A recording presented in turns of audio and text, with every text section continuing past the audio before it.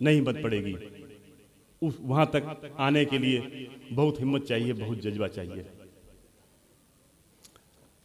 तो वो एक राष्ट्र की सेवा कर रहे हैं, देश की सेवा कर रहे हैं, देश को सुंदर बना रहे हैं, हमारे नगर को सुंदर बना रहे हैं।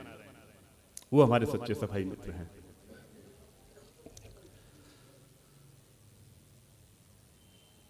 कुछ सफाई की बात चली तो हम सबकी जिम्मेदारी भी बनती है। जैसे कई बात अभी आई है कि समय से कूड़ा डाल देना चाहिए, हम और कूड़ा जब उठ जाता है तो उसके बाद घर से कूड़ा ना निकालें। खैर, ये बात अब इतिहास के पन्नों में दफन होने वाली है। हम इसके आगे बढ़ना चाह रहे हैं। कूड़ा डालने, अगर हम अपने नगर को, अपने तिलहर को, अपने शहर को, अपने आप को साफ सुथरा रखना चाहते हैं तो इससे भी आगे बढ़ना पड़ेगा। और हमें मेरा कूड़ा मेरी जिम्मेदारी की थीम के तहत अगर हमने कूड़ा उत्पन्न किया है, कूड़ा जनरेट किया है, तो उसको निपटान करना भी हमारी जिम्मेदारी है। सफाई कर्मचारी या नगर पालिका आपके सहयोग के लिए खड़ी होगी, लेकिन उसकी केवल जिम्मेदारी है हम पल्ला झाड़ लें, ऐसा नहीं चलेगा। हम उत्पन्न कर रहे हैं, हम सबकी जिम्मेदारी है। करना क्या है, छोटा छोटा प्रयास अगर करेंगे तो एक बहुत बड़ा मकाम हासिल कर सकते हैं। हम अपने घर का कूड़ा, कुछ कूड़ा जैसे कूड़ा बनता है, जब उनको गीला कूड़ा, सूखा कूड़ा, उसमें सब्जी और फल, सब मिट्टी, छीलन सब मिला दिया, बेकार हो गया, वो कूड़ा बन गया। अगर हमने गीला अलग कर लिया, सूखा कूड़ा अलग कर दिया, तो गीले कूड़े का हम कंपोस्ट बना सकते हैं।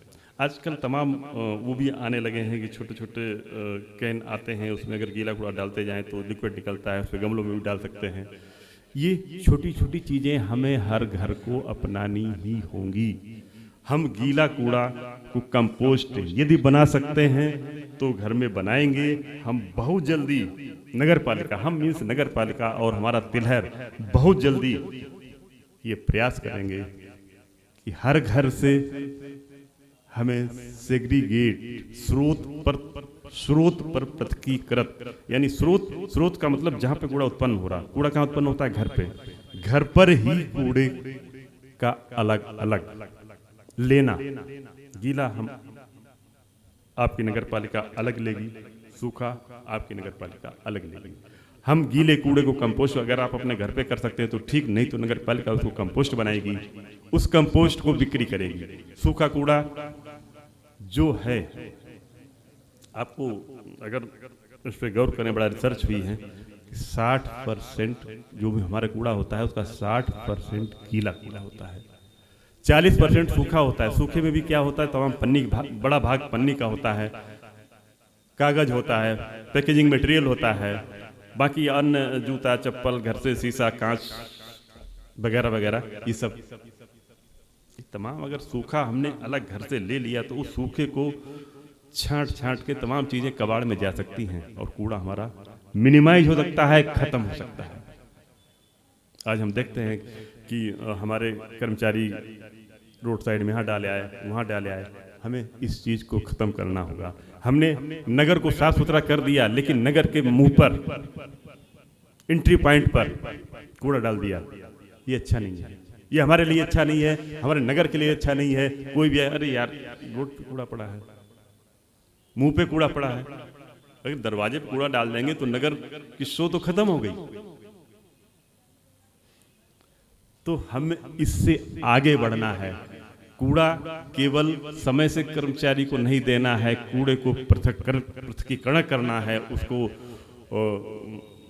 सूखा गीला अलग अलग करना है, सोर्स सेग्रीगेशन, स्रोत पे ही पृथक्करण करना है। और ये हम इस 26 जनवरी के अवसर पर बड़ी जिम्मेदारी के साथ ये कह रहा हूं, आपके नगर में 1 फरवरी से हम पहले पायलट प्रोजेक्ट के तहत 1 या 2 वार्ड चयन करें हैं, अब कर लिया है। हम 1 फरवरी से 1 या 2 वार्ड में इस योजना को लॉन्च करेंगे, यानी हर घर से, उस वार्ड के हर घर से गीला और सूखा कूड़ा अलग अलग ही लेंगे। अगर आपको, आप सबको ये इस कार्य में, नगर पालिका के इस कार्य में सहयोग करना होगा, ये हमारी अपील है और विनती है।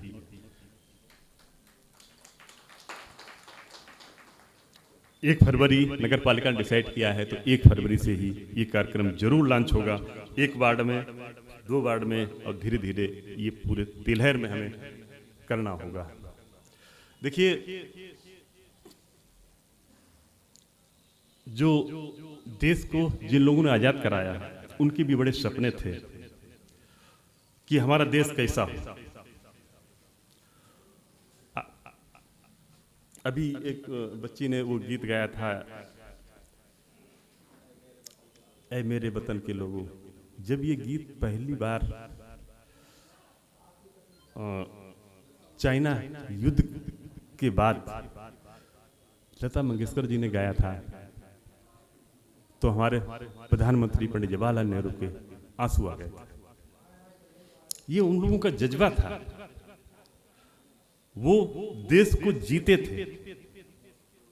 हमारे मोदी जी का सपना, हमारे प्रधानमंत्री जी का सपना, साफ सुथरा देश हो।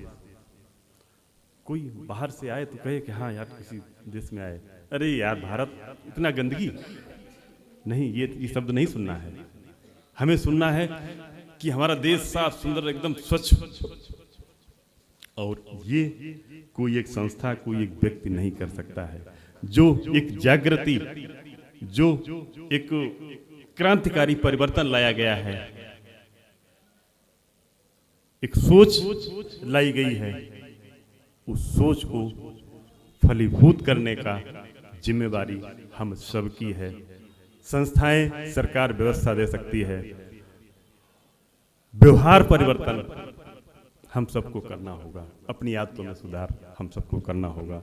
हमारी राष्ट्र की सेवा ही यही होगी कि हम राष्ट्र की धारा में चलकर जो देश के लिए अच्छा है हम वो करेंगे, जो हमारे देश के सम्मान बढ़ाए, देश का अभिमान बढ़ाए, देश का गौरव बढ़ाए, हम वो सारे कार्य करेंगे, उस दिशा में ही चलेंगे। हमारा देश का गौरव अगर सफाई से है, तो हम सफाई की दिशा में जो हमारा सहयोग है, जो हमारा कर्तव्य है, हम अवश्य करेंगे। इस बात की हम सब प्रतिज्ञा लेते हैं। इसी के साथ मैं एक बात और कहूंगा कि आपके तिलहर देश की धरोहर तो हैं, लेकिन आपके तिलहर की कुछ धरोहर हैं, इनको बड़े संभाल के रखना। ऐसा नहीं, इसलिए नहीं कह रहा हूँ कि डॉक्टर हमारे मित्र हैं इसलिए कह रहा हूँ। कभी ये बच्चा बन जाते हैं, कभी ये समाजसेवी बन जाते हैं, कभी ये डॉक्टर बन जाते हैं। बिरले लोग होते हैं इसे नहीं, आपके तिलहर में ऐसे लोग बहुत बिरले हैं। ये आपकी धरोहर है, इनको संभाल के रखना। एक स्वर्ग धाम जहां पर जाना मुश्किल था, अगर कोई कहता नगर पालिका ने करा दिया, कभी संभव नहीं। अगर कोई कहता नगर पालिका के सहयोग से हो गया, कभी संभव नहीं। वो एक व्यक्ति की सोच, एक लीडर की सोच थी, बाकी सब पीछे थे। अंत्येष्टि स्थल को वास्तव में आज जाके देखिए स्वर्गधाम बना दिया। ये आपकी बहुत बड़ी उपलब्धि है। हमें जहां पर, अरे यार कहाँ अंत्येष्टि स्थल पे जाना है, अरे मतलब नाक मुंह से उठते हैं, वहां पे जाके बैठने का मन करता है, जाके देखिए।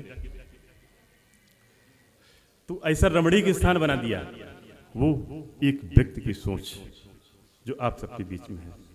इस धरोहर को संभाल कर रखिए। धन्यवाद। इसी के साथ जय हिंद।